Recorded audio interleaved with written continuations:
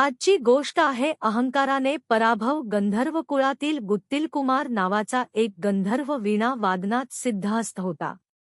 संपूर्ण वाराणसीत त्याची ख्याती पसरलेली होती. त्याच वेळी उज्जैनीमध्ये मुसिल नावाचा एक गंधर्व राहत होता. एकदा त्याला उज्जैनीच्या राजदरबारात वीणा वादनासाठी निमंत्रित केले होते. मुसिलचे वीणावादन कोणालाच आवडले नाही.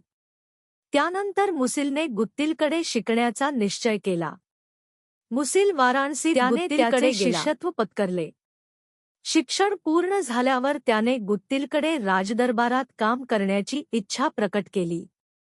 गुत्तिलने मोठ्या मनाने राजाशी त्याची भेट घालून दिली. राजाने गुत्तिलला जेवढे मानधन होते त्यापेक्षा अर्ध्या मानधनात काम करण्याचे सांगितले. मुसिलचा अंदाज होता की आपल्यालाही तितकेच मानधन मिळायला, कारण आपणही गुत्तिलच्या इतके श्रेष्ठ कलाकार आहोत. राजाने मुसिलला आपली क्षमता सिद्ध करण्यास सांगितले.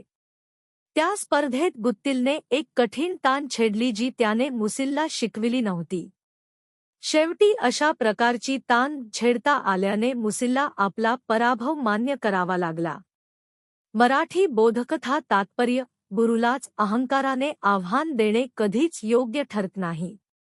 जर तुम्हाला अशा छान छान गोष्टी ऐकायच्या असतील तर माझ्या चॅनेलला फॉलो, लाईक, शेअर आणि सबस्क्राईब करा.